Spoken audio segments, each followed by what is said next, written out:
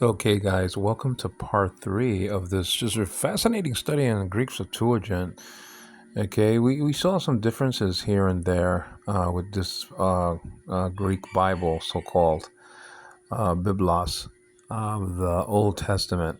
And we saw in our last study of it, now we're in Isaiah, but we're looking at the plural pronouns for God. And we already looked at the Hebrew naase, mimenu, nereda, lanu. And then we're going to look at some other things like, Jehovah said to Adonai, or Yahweh said to Adonai, sit at my right hand, from Psalm 110 or 109. Psalms has it at 109 and not 110, 110, I should say. And so I broke off because the thing is that the battery was low on my phone and kept on dimming off. So I might introduce that as an appendix so you could just see and enjoy what I recorded anyway in about 5 minutes. But this is going to be the main vein study of Isaiah chapter 6 verse 8. But we're going to take some time of it. So far we have seen, okay, and we didn't look at Genesis chapter 1 verse 1 because it's not in the plural like the Hebrew is. Elohim is plural. If you see, and let me just look at it real quickly, because we didn't look at it. So I'll go back to Isaiah, I should say. Let me go to Genesis and look at the Greek, because theos is not in the plural. It doesn't say the oi in the nomen is plural, and that's to avoid problems, because you don't want to, because first of all, it's written in Greek, and then even though the Greek was written around 300 years BC, translating the Hebrew scriptures, there was still false gods, hanging around Greek thinking. So you don't want to say,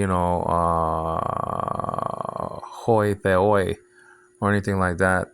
Let's just read it real quickly before we get into Isaiah, because we didn't really touch upon that. It says, "Enarche epoiesen," that's in the aorist. We'll look at that.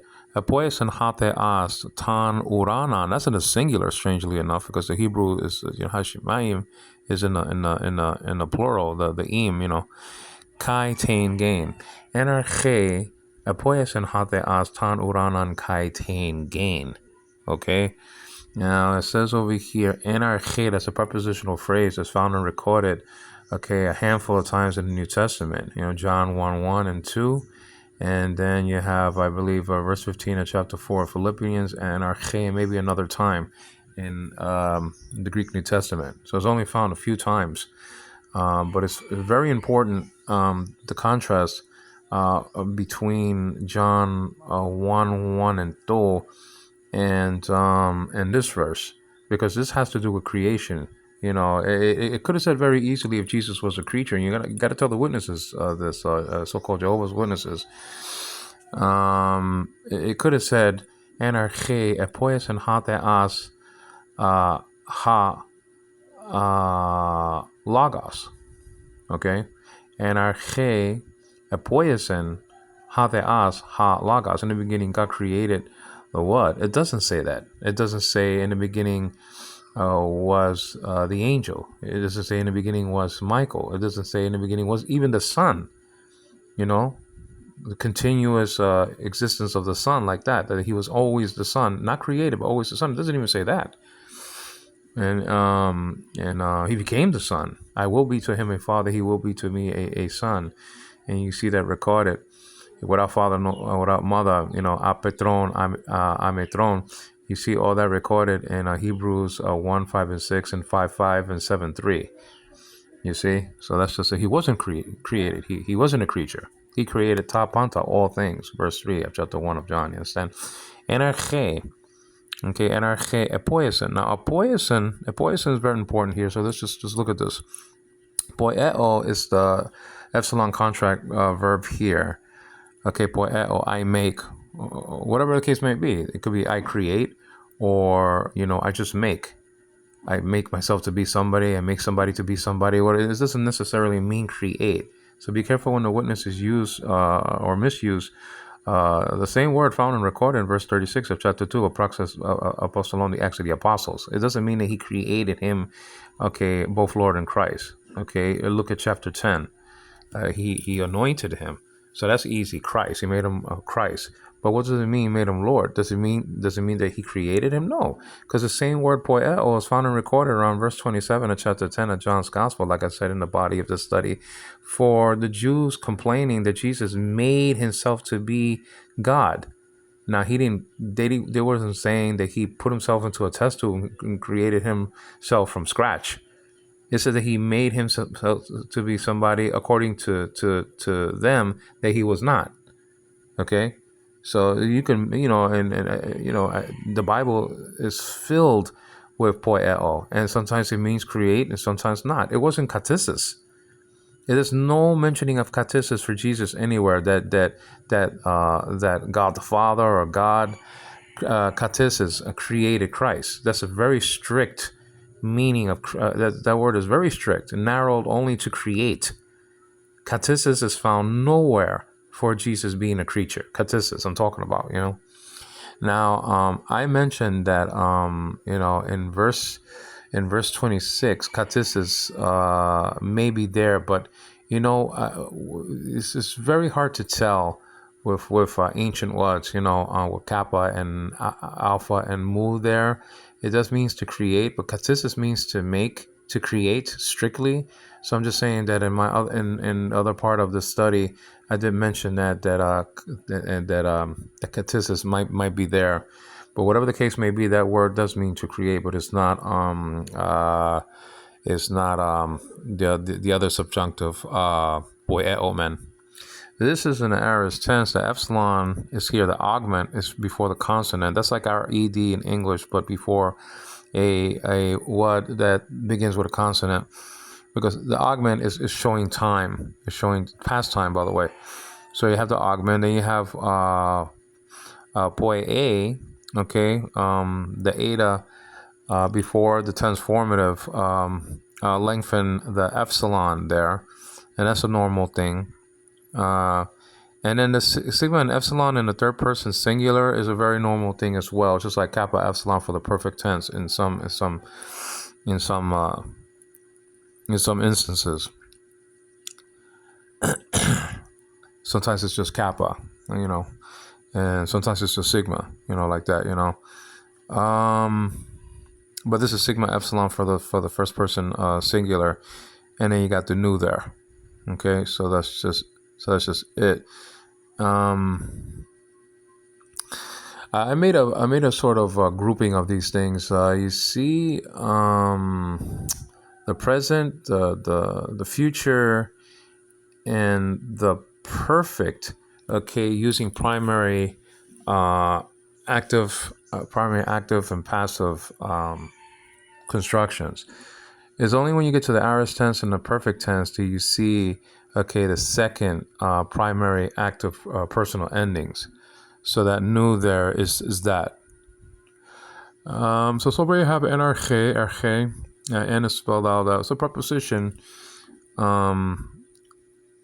showing the relationship between two words, and so that's just the deal.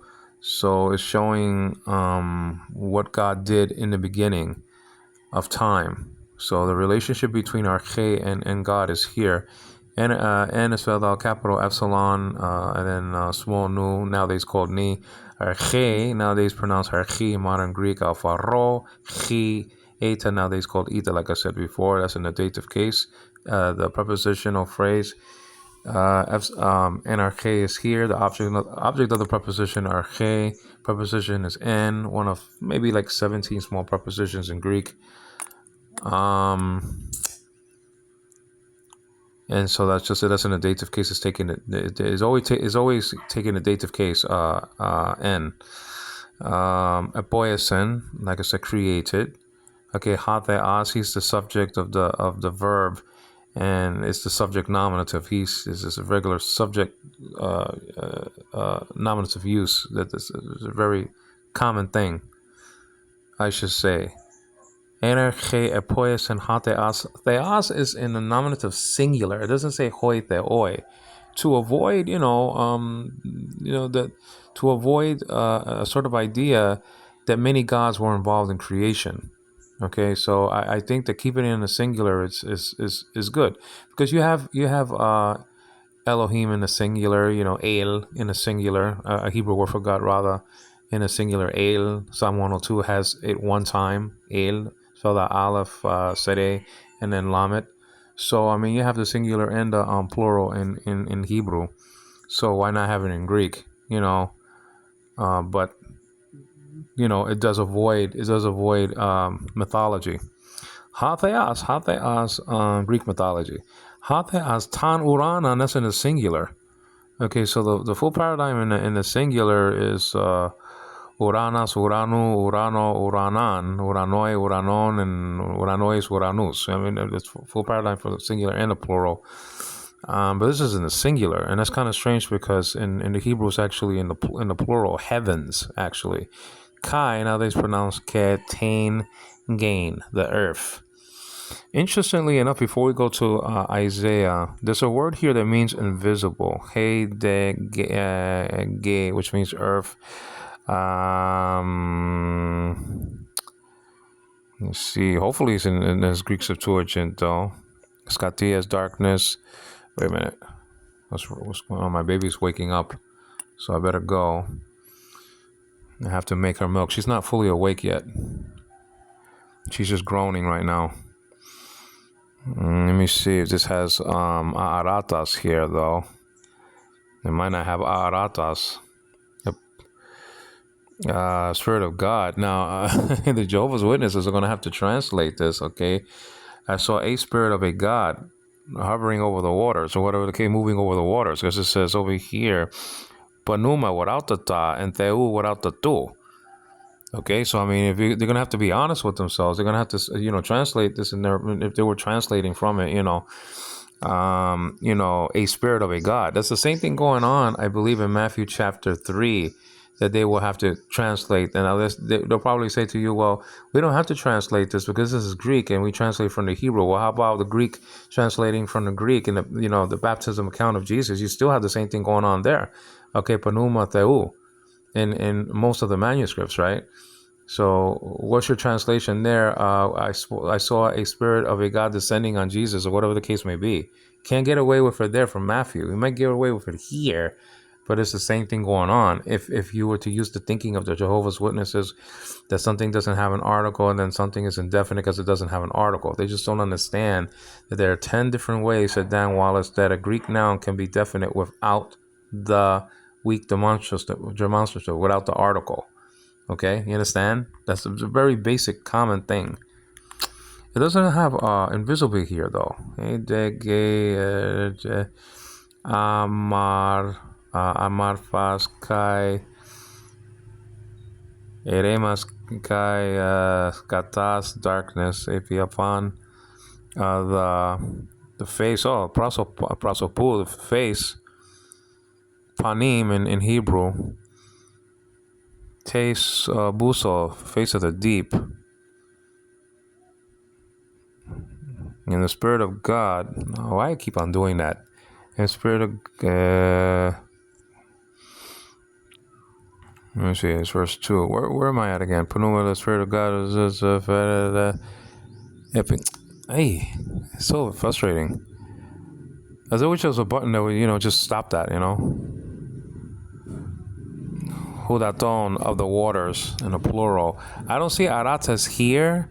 So this Greek Septuagint is different from the one that I'm accustomed of using. But other Greek Septuagints, okay, has aratas, which means invisible. Okay, and I never see, aratas parousia, invisible presence, or invisible coming anywhere for Jesus in the Bible. That's what I'm trying to say anyway, even though it's not here. It would have been delicious if it was here, but it's just gravy on the top of our study anyway. So Jesus coming invisibly, found and recorded in their, Sign of the Son of Man magazine, or what do you want to call it, article, way back in 74. I think I bought the 74 issues in one book form, and they had things about drinking. Okay, what are you gonna be concerned about drinking and other things? So if you see the articles based in 1974, the collection of them, I don't know if you can still get them on Amazon. I had 74 and 75.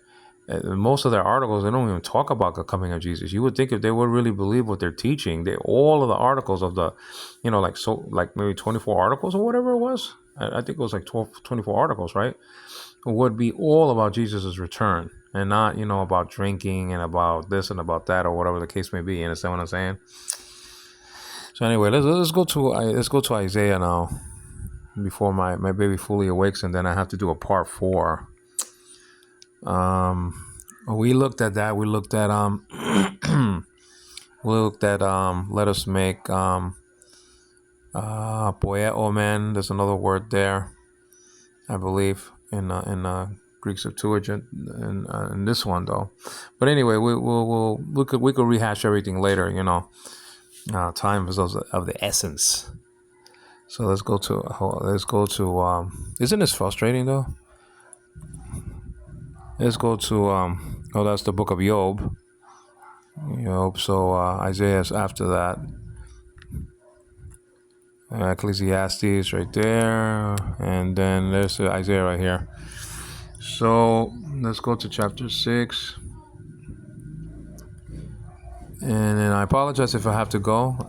You won't really notice it because I'll be editing anyway, So let's just look at it. It says in verse 8, and I heard, if you could say, and Greek word kai ekusa, that's in the aorist tense again, sigma and alpha. It's pointing out the aorist. It'll be ekusa, ekusas, ekuse, like that, for the present. And then you see the augment there, the eta lengthening the alpha, because it begins with a vowel, so the vowel is lengthened, and that's the augment there, eta. It's like our ed in English, if roughly speaking. Kai is showcasing time. Kai, and this is first aorist, by the way. Sigma alpha, this first aorist. Ku is the stem, and then the sigma alpha is the aorist tense morpheme tagged after this. Kai ekusa, I heard. Ekusa is heard. Talking about past time, it has to augment. Tain phonane, and that's in the accusative case. The article tain, that's a feminine accusative article, and phonane is feminine accusative, singular, not voices but voice. And so the accusative case is the case of limitation, is limiting what kind of voice, whose voice this belongs to, or what voice is it, is limiting to the Lord only. He heard the voice of the Lord. Tain phonane, spelled out phonane, spelled out phi, omega, nu, nowadays called ni, eta, nowadays called eta, nu, of the Lord. Tu kuriu, that's in the genitive. Full paradigm for the Lord is kurias, kuriu, kurio, kurian, kurioi, drop in there kurie in the vocative or vocative, whatever.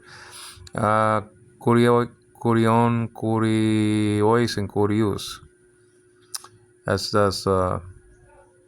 is a first declension word. It's talking about, it's translating the Lord, probably Yahweh in the Hebrew. Okay, the voice of the Lord saying legantes. Now this is a participle, and so that's just the deal. Now this participle, I believe. Okay, I believe is a genitive case ending there. Genitive case ending. Looks like nominative though, right? But I believe it's a case ending in the genitive. Okay, legantes. And so leg is the stem that has the word say there. I say, right? And then the omicron is a pronunciation or connecting vowel. Then the neutal is a participial morpheme. But the thing about the participial construction is that you have a verbal construction, the verbal system, tagged with a case ending, with a noun system. So you have the two things right up in the center. So you have morphemes that would showcase the participial constructions. And then omicron tau, nu tau, and stuff like that. Mena, mene, huia, usa. Own nominative construction. You see it in haon. And so the case ending is with this. So it's kind of tricky. You have to know the both. Legante is saying, that's a participle, is continuous. Saying, okay. Athena, who? Thelo, will I. Thelo means will I. Will I apastele, send. That's in the third person, as a matter of fact. Who will I send? And Greek word kai, who, tis, thele, will hupago, for the us, and is hemas. That's in the from the paradigm, from the first person pronoun plural part of the paradigm. Hemes, hemon, hemin, hemas. This is accusative. Hemas. Okay, ego mu moeme is a singular part of the paradigm, but hemes, hemon, hemin, hemas, and that's a plural part of the paradigm. So, and I think you have the word ago in here, and hupage, and which is third person, as a matter of fact. Hupago, hupage is hupage, like that. You understand what I'm saying? Hupage. You have the word ago in here. It's just like let us go from here. I think in the New Testament, either like, I don't know, chapter 14 or 15 or whatever, ends with let's go. Jesus saying, let us depart from here. That's the word ago in there, with some other neat things. Hupage will go for us, humas. Then tate, okay, epa, said, behold, and this is an imperative, idu, behold, apastelan, send me. Apastelan, send me. Me is from the ego paradigm. Send me. Now, the us here is not lanu. That's Hebrew. Okay, for us is Hebrew. Lanu. That's easy. Nu means us in Hebrew. But in the Greek Septuagint here, hemas is doing the same thing that Hamon did. You understand? In our image and our likeness, found and recorded in verse 26 of chapter 1 of Genesis. And I have to leave, guys. Hemas is the same thing. It's showcasing the word us. Is a plural pronoun, a first person plural pronoun. So you have hemas, you have hemon sprinkled in there, and then you have men sprinkled in there. Sometimes you see it in verse 7 of chapter what's the kata? What is it? Kata bomen in this Greek Septuagint. Kata bomen for let us go down. Us is the personal ending. The primary act of personal ending. Men is doing a job of us.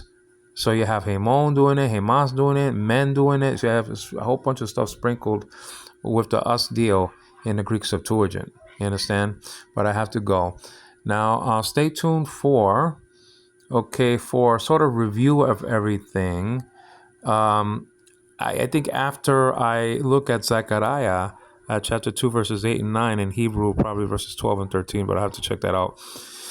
In physical Bibles, you see sometimes in verses 12 and 13, Jehovah sent Jehovah. And also I want to look at Psalm 110. You understand? Sometimes in Greek Septuagint, it's Psalm 109, saying, the Lord said unto my Lord. Now, I just want to say right off the bat, if Jehovah's Witnesses say, well, why isn't it, why does it say my Lord? Well, he's a Redeemer. He's the Redeemer. That's why it says my Lord. It's no difference. The Lord said unto my Lord, Yahweh said to Adonai, my Lord. My Lord statement doesn't lessen him being Lord. It just means he's a personal Lord. He has to do with redemption. Okay, he has to do with redemption. That's why it says my Lord. But we'll look at that in our next study. Okay, our next part. Upcoming now will be, God willing, a look at Zechariah chapter 2, verses 8 and 9. Thank you.